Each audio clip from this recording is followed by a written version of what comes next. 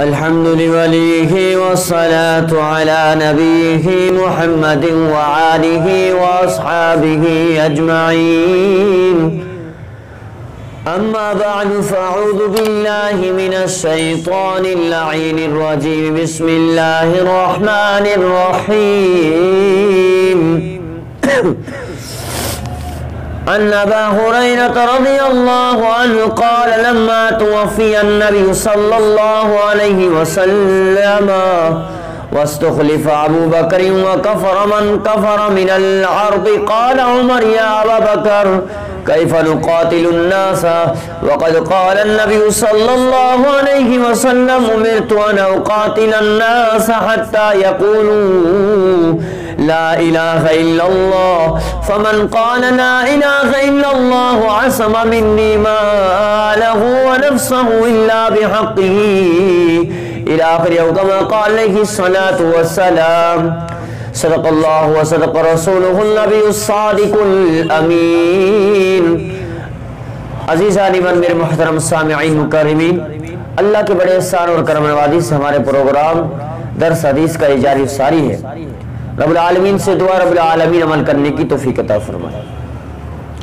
میرے عزیز من، آج میں آپ حضرات کے سامنے ایک محترم اور بہترین عنوان، یعنی کہ ایک قطعی فرض کا منکر اسلام کا منکر ہے.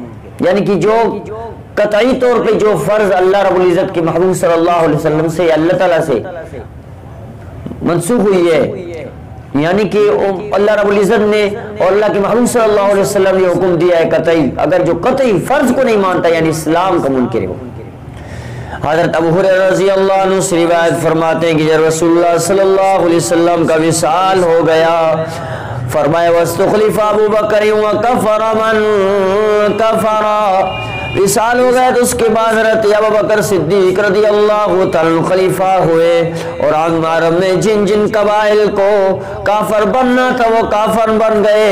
تو حضرت ابو بکر صدیق نے ان سے جنگ کرنے کا ارادہ فرمایا.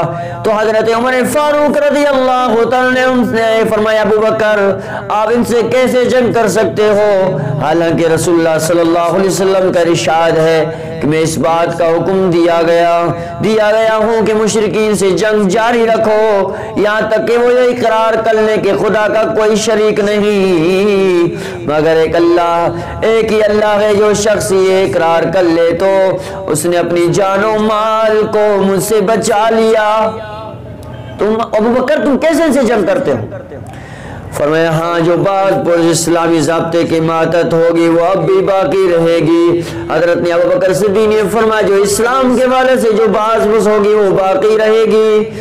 ہاں جی، رہی یہ بات کس کا، یہ اقرار دل سے کرتا ہے دل سے کرتا ہے، زبانی اس کا حساب خدا کے سپرد ہے.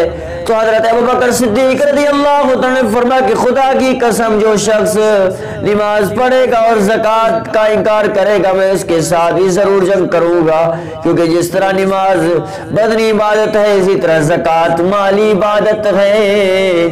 یہ زکوٰۃ کے منکر ہیں، یعنی کہ قطعی فرض کے منکر ہیں، تو میں ان کے ساتھ یا اسلام کے منکر، قطعی فرض کے منکر تو اسلام کے منکر ہے، میں ان کے ساتھ جہاد کروں، جنگ کروں. تو حضرت عمر فاروق رضی اللہ عنہ نے فرمایا، تو صدیق اکبر نے فرمایا اگر یہ نماز پڑھے اور زکوٰۃ ادا نہ کرے تو میں ضرور ان کے ساتھ جنگ کروں گا. جس طرح سے نماز بدنی عبادت ہے تو زکوٰۃ مالی عبادت ہے. خدا کی قسم اگر یہ لوگ مجھے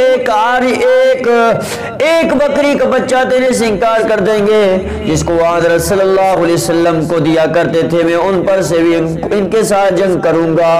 حضرت عمر فاروق کہتے ہیں کہ خدا کی قسم میں سمجھ گیا ان سے جنگ کے معاملے میں ان کو پورا شرح صدر ہو گیا ہے. بالآخر مجھے بھی یقین ہو گیا کہ حق بات یہی ہے جو صدیق نے کہی ہے یعنی کہ فرض قطعی کا انکار کرنا اسلام کا انکار کرنا. اللہ اکبر. قطعیات متواتر دین میں تفریق کی کوئی گنجائش نہیں، ان میں کسی ایک کے منکر کا حکم بھی وہی سارے کے منکر کے حکم میں ہے جو تمام دین کے منکر ہے. یہی وجہ تھی تو حضرت ابوبکر صدیق کو منکرین زکات سے جنگ کرنے میں کوئی بھی چیز ادھر پیش نہ تھی. حضرت فاروق کو ابتدا میں معاملے میں جو تردد رہا اس کا مبنی حضرت استاد حضرت مولانا انور شاہ کاشمیری رحمۃ اللہ علیہ کے نزدیک صورت واقعہ تشخیص میں اختلاف تھا. وہ یہ سمجھ رہے تھے کہ منع زکوٰۃ صرف ایک بغاوت کا جرم ہے، حالات کی نزاکت کو دیکھ کر ان کی مستثنا کیا گیا. باغیوں سے جنگ بھی چھڑ دی آئے. حضرت ابوبکر صدیق رضی اللہ عنہ کے نزدیک حضرت ابوبکر صدیق کی یہ ارتداد وہ دفعہ میں تھی. انہوں نے فرمایا کہ منکرین زکوٰۃ کے ساتھ ہر حال میں جہاد کرنا، کیونکہ ایک قطعی فرض کے انکار کرنے والا ایسے ہے کہ جیسے سارے اسلام کا انکار کیا اس نے. اللہ اکبر. یہی اس اختلاف کی توجیہ میں یہ بات بھی کہی گئی. فرمایا کہ حضرت عمر فاروق رضی اللہ کے نزدیک ابھی تک ان کا مرتد ہونا بھی ثابت نہ ہوا تھا. جیسا کہ اس قصے میں ان کی گفتگو سے ظاہر ہوتا ہے کہ ابوبکر صدیق نے ان لوگوں کے بارے میں مشورہ لیا. ہاں جی ان سے مشورہ لیا. عمر فاروق نے کہا اللہ اے خدا کے رسول کے خلیفے تو مومن لوگ ہیں، صرف اپنا مال دینے سے بخل کرتے ہیں، یہ زکوٰۃ نہیں دیتے صرف بخل کرتے ہیں اپنے مال دینے سے، تو مومن ہے. اس بیان سے ظاہر ہوا کہ عمر کے نزدیک یہ جماعت مومن تھی، اور ابوبکر صدیق حالات کی تحقیق سے ثابت ہو چکا تھا کہ ان کا جرم ارتداد کی حد تک پہنچ چکا ہے. جب بحثت تخمیس کے بعد یہ واقعہ حالات حضرت عمر کے سامنے پیش آئی، ظاہر کر دی کہ بھئی اگر یہ نماز پڑھ سکتے ہیں تو زکوٰۃ کیوں نہیں دے سکتے.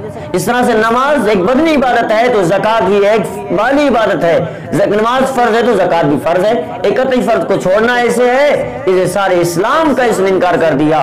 اس لیے ان کے ساتھ جہاد کروں گا، ہر حال میں کروں گا، اگرچہ وہ مجھے بقریب کا بچہ دے دے جو نبی علیہ السلام کے زمانے میں دیتے تھے، وہ ان سے بھی انکار کریں گے، ان کے ساتھ جہاد کروں گا. اللہ تبارک و تعالی سے دعا رب العالمین ہمیں تمام طرح احکامات پہ عمل کرنے کی توفیق عطا فرمائے. فرض قطعی کو بھی مانے اور تمام فرضوں کو مان کے سنت کے ساتھ اللہ رب العزت کے محبوب صلی اللہ علیہ وسلم کو خدا کو راضی کر کے زندگی بسر کرنے کی توفیق عطا فرمائے. وآخر دعوانا الحمدللہ رب العالمین.